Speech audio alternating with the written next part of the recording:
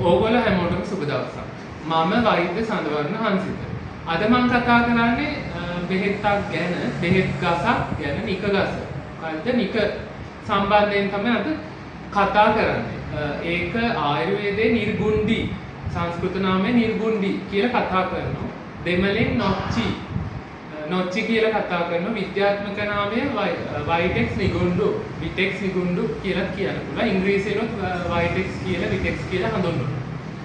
මේක සාමාන්‍යයෙන් දැන් ඔබට බලා ගන්න පුළුවන් මම රූපරාමුත් මෙතන ඉදිරිපත් කරනවා. ඊට අමතරව මංගාව තියෙනවා ටිකක් වේලිච්ච නික පත්‍ර මේක අතක් වගේ.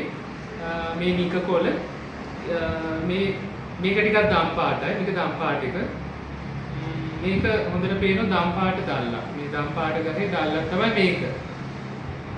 මේ මල් ලස්සන සුවඳ මල් එන්නේ මේ දම් නිල් රෝස සුදු ඔය විදිහට මල් එනවා. මේකද අර කළු නික ගහ මේක.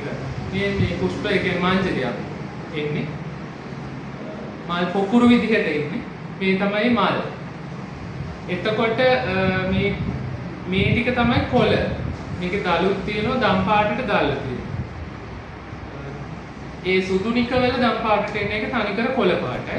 එතකොට ගස මීටර 8ක් විතර උසයි ගසක්. මේක අත වගේ කොළ එනවා. ප්‍රභේද දෙකක් තියෙනවා. එකක් කළු නික, අනිත් එක සුදු නික. ඒක සුදු නෑ කොළ පාටයි. කළු නික කියන්නේ හැබැයි මේ කළු නික නෙමෙයි. අපි පහසුවට කළු නික කියලා කිව්වට කළු නික කියලා වෙනම ගහක් තියෙන විද්‍යාත්මක නාමයක් එක්ක.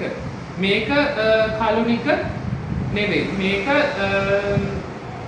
දම් පාටට දුඹුරු පාටට එන එක කළු නික කිව්වත් අර කළු නික නෙවෙයි. අනිත් එක සුදු නික. තනිකර කොළ පාට එක. මෙතන ගොඩක්ම තියෙන්නේ මම පෙන්නුවේ කළු නික කියන ඒ දම් පාට එක. නමුත් මතක තියාගන්න කළු නික කියන්නේ වෙනත් බෙහෙතක්. එතකොට මේක ගොඩක් වාත කප ශාමක. ඒ කියන්නේ වාත දෝෂයයි සෙම කප සමනය කරනවා. ගොඩක්ම පත්‍ර ගන්නවා එක මුල් නික මුල් ගන්නවා. මේකෙන් හදන තෙලක් තියෙනවා. විශේෂයෙන්ම ප්‍රසිද්ධ තෙලක් නිර්ගුණ්ඩාදී. ඒකේ ප්‍රධාන අමුද්‍රව්‍ය නිර්ගුණ්ඩි නික තමයි වෙන්නේ. මේකෙන් නික කොළ වලින් ප්‍රධාන වශයෙන් ගන්නෙ නික කොළ. එතකොට මේ තෙල් එකම ගත්තොත් කෙස් වලට හොඳයි. හිසේ කැක්කුම් වලට හොඳයි. ඇඟේ වේදනාවටත් හොඳයි. සෙමටත් හොඳයි. නස්සයට නහයට දාන්න. ආයුර්වේද පංචකර්ම වල නස්ය ප්‍රතිකාරයට ගන්න. මුල් වලින් කෂාය ගන්න පුළුවන්. මුල් කසායට ප්‍රසිද්ධයි. තම්බල බොන්න පුළුවන්. නික ගහ යටින් ගියත් සුවඳයි. ඒ කියන්නේ නික ගහ යටින් ගියත් වේදනාවක් නැති වෙනවා. මේකෙන් ගන්න දේවල් බැලුවොත් තෙල මම කතා කරා නිර්ගුණ්ඩාදී පොට්ටනි ගන්නවා. නික කොළ සහ අනිත් කොළ එකතු කරලා තවන්න පුළුවන්. තනිකර නික කොළ විතරක් කරන් වේදනාවට තවන්න පුළුවන්. නික තැම්බපු වතුර වල නාන්න පුළුවන් බහැලා.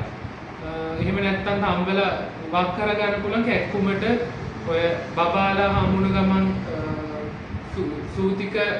සූතිකාව අවසන් වූ ගමන් මව්වරුන්ට නාන්න පුළුවන් මදරස්යෙන් මේවත් එක්ක කැක්කුම් වලට ආතරයිටිස් වලට මේ නාන්න හොදන්න පාවිච්චියට ගන්න පුළුවන්. වාෂ්පල්ල ඔය සෙමට ඔළුවේ කැක්කුමට සෙම බරගතියට සයිනසයිටිස් වල මේ වාෂ්ප නහයෙන් අල්ලන්න පුළුවන්. ඉතාම හොඳයි මේ සෙම වලට හිසේ සෙමට. ඒකම ප්‍රධාන වශයෙන් ගන්න වාත රෝග. ඒ කියන්නේ ස්නායු රෝග වලට පක්ෂාඝාත කියලා ආයුර්වේදයෙන් හඳුන්වන පැරලයිසිස්, ස්ට්‍රෝක් වලට අංශ භාගය කියලා සාමාන්‍ය සිංහල ව්‍යවහාරේ කතා කරනවා. ශීර්ෂ රෝග, හිසේ කැක්කුම් වලට අපිට ගන්න පුළුවන්. ඒකම කොණ්ඩේ වැවෙන්නත් හොඳයි. ආම වාත, ඒ කියන්නේ රුමටොයිඩ් ආතරයිටිස්, ඔස්ටියෝ ආතරයිටිස්, සංධිගත වාත කියන ඔස්ටියෝ ආතරයිටිස් ඒ වාත මේ ආතරයිටිස් රෝග වලටත් පුළුවන්.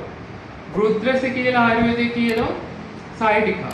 සයිටිකා වලටත් හොඳයි සහ වෙනත් බෙල්ලේ තුනටියේ සුෂුම්නාවේ තියෙන රෝග වලට, වෙනත් සංධි රෝග වලට, හිසේ රෝග වලට, විවිධ වාත රෝග වලට පාවිච්චි කරන්න පුළුවන් බෙහෙතක් තමයි මේ නික කියන ගහ.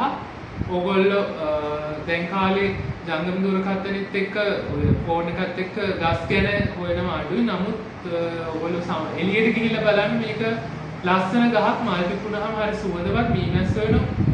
හොඳ බෙහෙතක් ඕගොල්ලන් ඉඩක් තියෙනවා නම් ලොකු ඉඩක් අවශ්‍ය නැහැ. මේ ගහක් වවා ගන්න. ඒකම විශාල ප්‍රයෝජනයක් අඩු වියදමකින් ඔයගොල්ලන්ගේ කැක්කුම් අඩු කරගන්න ලබා ගන්න පුළුවන් අත්බෙහෙතක් විදිහට වුණත් ඕගොල්ලන්ට මේක පාවිච්චි කරන්න පුළුවන්.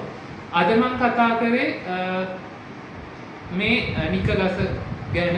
මම හිතනවා ඔයගොල්ලෝ දෙයක් මේකෙන් ලබා ගන්න ඇති කියලා. මගේ ડોક્ટર සඳවර්ණ හංසිත YouTube channel එක subscribe කරන්න අමතක කරන්න එපා. ඒකම පහළින් තියෙන bell icon එක click කරොත් ඔයගොල්ලන්ට ඉක්මනින් වීඩියෝ එකක් අප්ලෝඩ් කරපු ගමන් බලා ගන්න පුළුවන්.